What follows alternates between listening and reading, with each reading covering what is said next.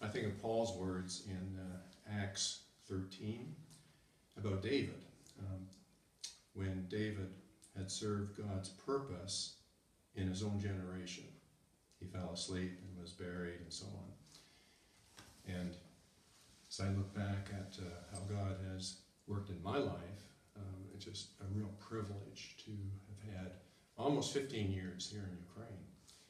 And what I'd like to do is just take a trip back and hit some various points so that we can appreciate God's providence, His sovereignty, blessing, and just amazing fruit, more than I could ask or imagine in the work here. So, serving God's purpose in our own generation, whether it's myself, yourself, we need to be seeking, God, what would you have me to do as part of your kingdom work and expansion? I'm married, 3 children. This recording is in May 2017. At the end of this month, Lord willing, our oldest daughter will bless us with a 7th grandchild. So people keep telling me I'm rich as God fills our quiver full of children, grandchildren, but spiritual children, spiritual grandchildren, and even great-grandchildren. It's been a real blessing. Music background, and met my wife as I was studying music, and both of us converted, studied at Westminster, Philadelphia, and entered seminary basically as a 2-year-old, and the picture would be a rich banquet of wonderful food. And here I am, a 2-year-old, just reaching up on top of the table, banquet table, trying to digest that incredible theology. And more and more as I studied, I sensed a push, a nudge, interest in the area of practical theology, the scripture applied to life. And if you call that counseling, soul care, soul cure, being a physician of the soul. Through the studies at Westminster, Master Divinity program, taking elective courses, more and more I desired to specialize. And so I entered the doctoral program in biblical counseling the 2nd year it was offered. So that'd be 81, 82, many years ago. I'm feeling old. And when I left Westminster to continue on the doctoral program, I pastored a church north of Toronto. I'm a Canadian. And completed the doctoral work during those 5 years in Timmins, Ontario. I remember in the middle of a March snowstorm receiving a letter from Florida, and it had a return sticker on the top left corner with a palm tree, which was a wonderful thought in the dead of winter, -40, frozen air. God called me from that church planting work where I completed the counseling doctorate to Fort Lauderdale, Florida. Huge church, 6,000 members, 14 ordained men on staff, 40 support staff. It's just amazing, going from a fledgling little church where I began preaching in Timmins to 17 people in a school library on Sunday mornings to this huge campus of thousands of people and programs and so on. But when I read the job interview prospective job description, I thought I wrote this. It was perfect. It was a full caseload of counseling, about 20 hours a week, but also lay counseling training Wednesday evenings, and folded some of the training into the Sunday training program as well. So Timmins, Ontario after my doctorate, then Fort Lauderdale, Florida, 5 years. Real blessing.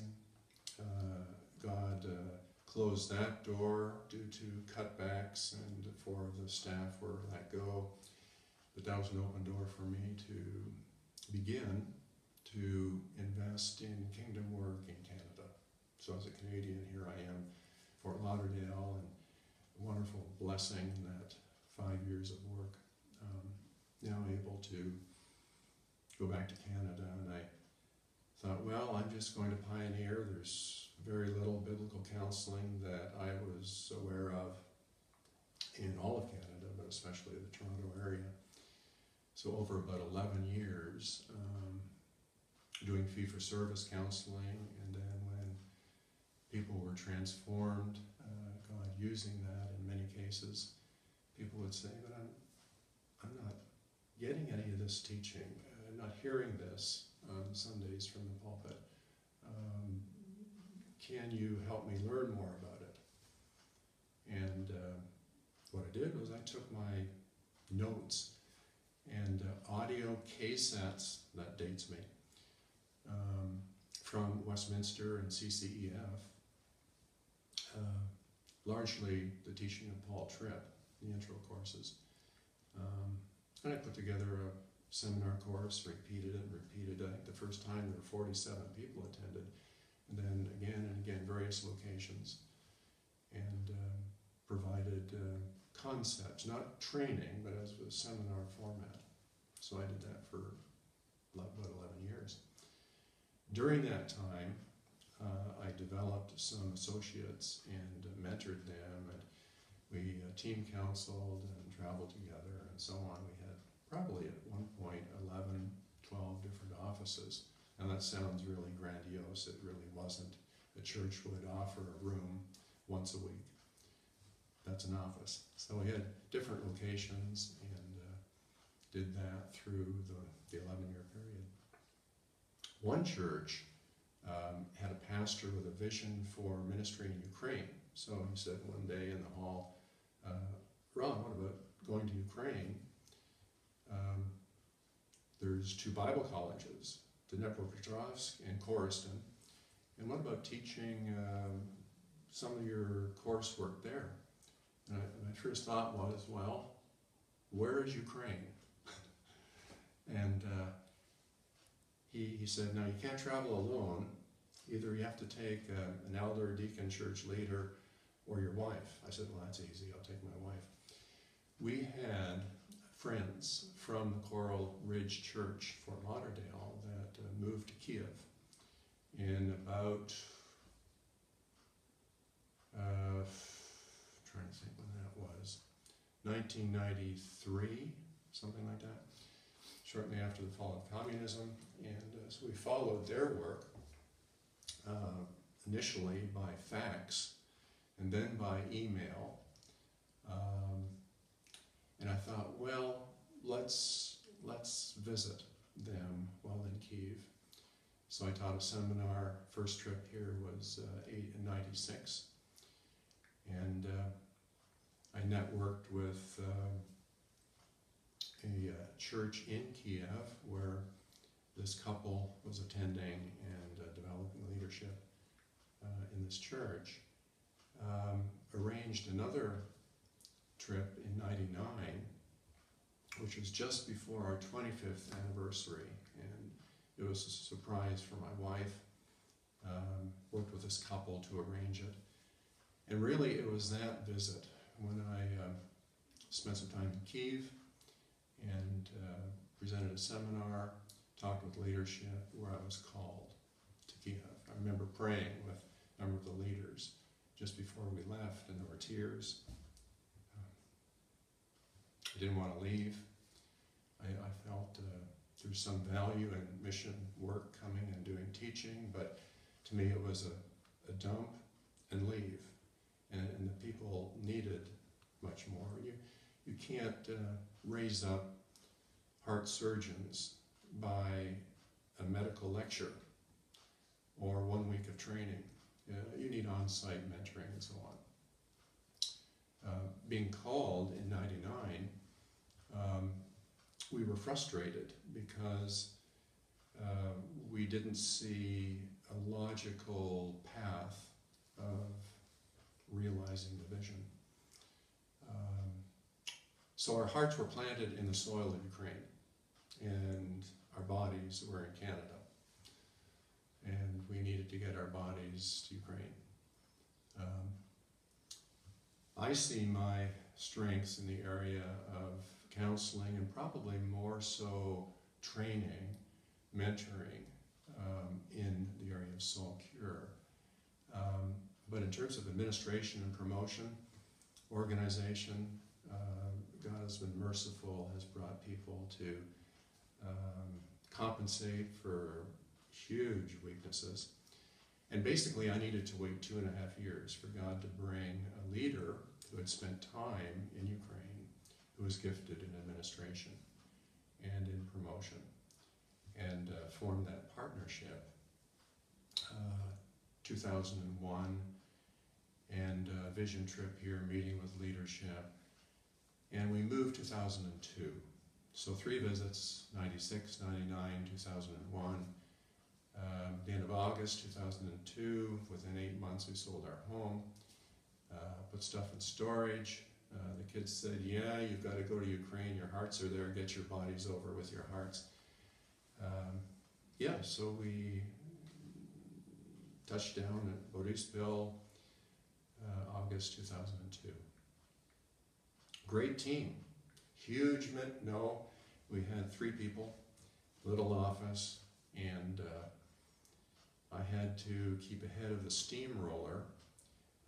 That's an image of every 3 months having a module, and we didn't have modules, we didn't have syllabi, we didn't have much literature, very few Russian publications in soul cure.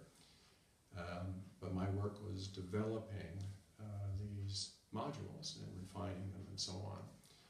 We began in 2003, I think it was January 13th in Vorzel, just outside of Kiev. A crazy idea of having 1 week of 30-some students, and then the very next week another 35 hours of 30-some odd students, so a total of about 75, 72, something like that. I was exhausted. I think I was delirious. I don't remember much of the second week.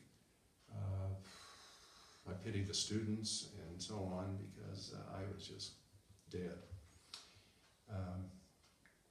And remember, those of you that have studied at Coram Deo, we have teaching teams. But back in 2003, no teaching team. Just the 50-year-old bald Canadian, probably had not as much white hair there, but I was doing everything, and it was frustrating and difficult. But God's merciful and provided interest and commitment among students, and those classes came together and eventually graduated. The students became walking testimonies. I should pause here and say that I didn't have any great vision with demographics and strategy. When I came at the end of August with Linda and our youngest of 3, Adam, joined us for about 1.5 years, I was asking God for 1 year. And what would I do? Well, I don't really know. I would just teach as I'm able to teach. And the program vision developed in the first number of months and grew to maturity, but it took a long time, a number of revisions, and 1 year to 2 years to 3, and it's just amazing. So, Lord willing, at the end of this year, 2017, we'll complete the 15 years. And I'll put an official period there, but continue to support the teams from Canada as I'm able in the future. Back to the students being walking advertisements, we were invited by students that had traveled to Kyiv to go to their respective places and be begin projects there. And I can't go through all the graduating classes now, but certainly Rovna, Western Ukraine was the second, Sumy, Eastern Ukraine. We had 3 people come from the Krasnodar area, South Russia. They lobbied and promoted for a course there, and a teaching team did a promotion to some 50 leaders in the area, but it took more than a year for the plan to materialize and leadership to agree on a format of teaching. It couldn't be just the professional from Canada, because our vision is teaching teams, and work myself out of a job duplicating teaching teams in Nijatkamani Prepodavatelia. Krasnodar began, Odessa, again, walking advertisements. Belarus Seminary in Minsk sent people to check us out, and we began in Minsk.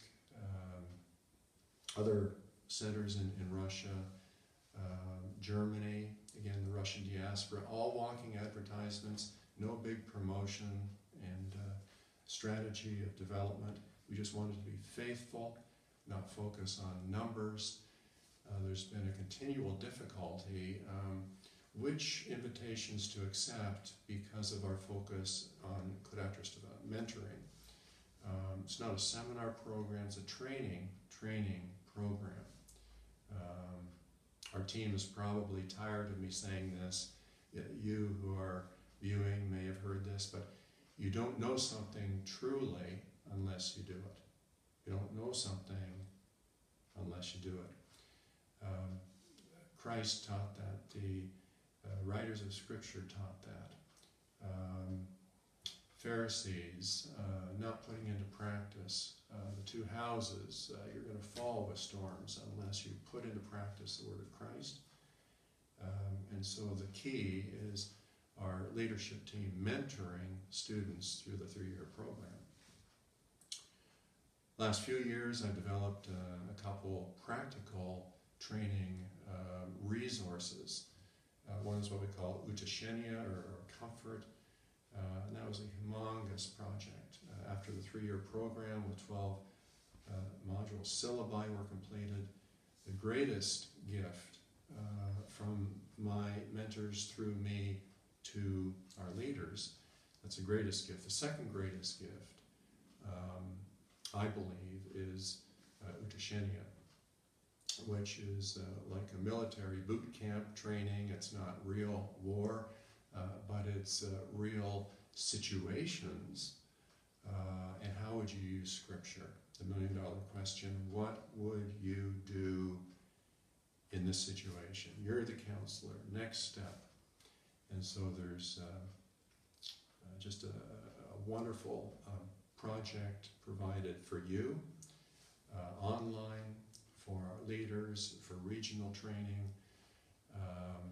Again, because unless you do practice it, you don't really know it. Then recently, the last birth is what we call cabinet, and it's a Kyiv-based international training center with team counseling.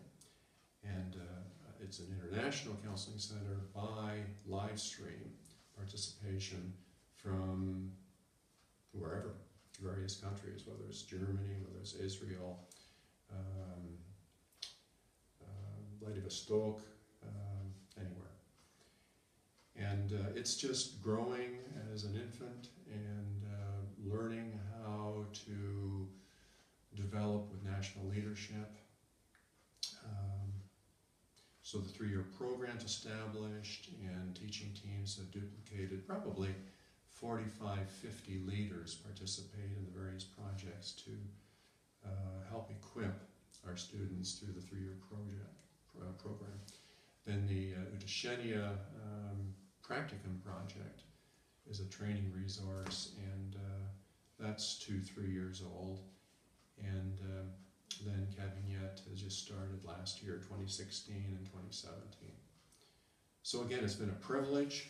I remember the Zvroti Vrota in Kyiv, the Great Gate of Kiev. I think of, from my music background, the Great Gate of Kiev, Mussorgsky. But I remember 1 Corinthians, and Paul says, I'm going to stay on at Ephesus, 1 Corinthians 16:9, because a great door for effective work is opened up to me, and there are many who oppose me. And every time I walk by Zaroti Vorota, and I see the remnants of that Great Gate of Kiev, I think of the open door that God has given me. It's been a privilege, a real privilege, to serve here. And He's given me the opportunity to serve Him in this generation, be part of developing leadership. I fade away, and even our leaders who initially began Coram Deo, if they were to die, I believe the ministry continues. Why? Because they're entrusting to faithful people who in turn entrust other faithful people. So exceeding abundant beyond what I ask or imagine, it's been a privilege through the 15 years. So that's a broad sweep from Philadelphia. Oh, incidentally, Alec, one of our pioneers, graduated from the initial class. He's president of Coram Deo. Said, Ron, it's gone full circle. And so he's presenting the Russian 3-year program to a group not only in California, but in Philadelphia. So right where I started, Philadelphia, Alec has been there a few times and is building up a student base to launch the program officially. Who could have thought that there would be a Russian, well, of course, I wasn't even aware of the calling to the Russian-speaking world in the area of biblical counseling when I was there in 1977. Amazing. So Slava Bogu, it's been a privilege, and I hope this is an encouragement to you to serve God in this generation with your gifts in the particular way He calls you to. So Bogu.